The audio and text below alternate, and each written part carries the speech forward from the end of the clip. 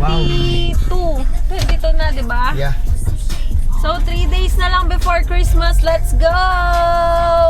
Dito kami ngayon sa Union Bank. Magwi-withdraw ng cash. And then, titignan namin kung pwede na magpapalit ng 100, 500. Yan.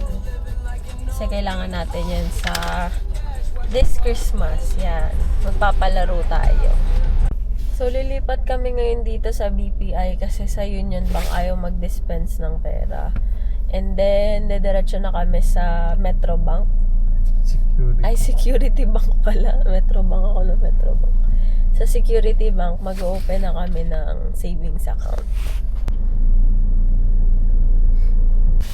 So guys, nakapag-withdraw na kami dito sa BPI. And next is magko-coffee lang kami saglit. Kasi 1 PM pa yung sa Security Bank. So, mag-aantay lang tayo.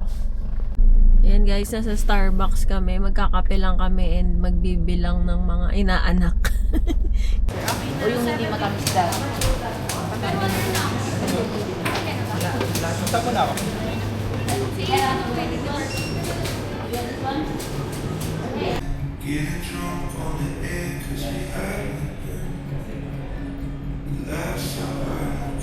So ayun guys, kasama na naman natin si Max.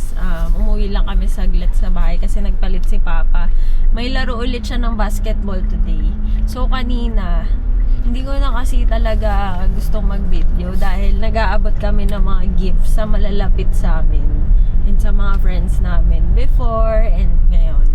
So, ayun, ang sarap sa feeling. So, ayun, ang sarap sa feeling na makapag-abot sa loved ones natin at malalapit na kaibigan. So, next year, nagpaplano tuloy kami kung ano ulit yung ibibigay kasi ang sarap lang sa feeling din talaga na nakakatulong at nakakapagpasaya ka ng tao. Sila kasi yung mga nag-aalaga sa amin. Meaning, kunyari, sa massage, pag may masakit sa amin, nakukure nila. Tapos sa mineral water, laging mababait sila sa amin. Sa laundry, yung mga ates natin doon, talagang ayun naman inaalagaan nila yung mga damit namin. Syempre kami, wala na rin kaming time maglaba. So sila na yung mga nag-aasikaso doon. So it's time to give back naman sa kanila.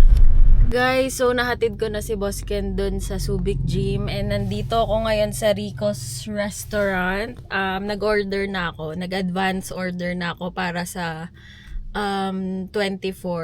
Okay, so 5 PM natin pipick upin yun. Tapos nagmerienda na din ako habang nag-aantay kay Boss Ken. And then, yun, papunta na rin akong Subic Gym ulit.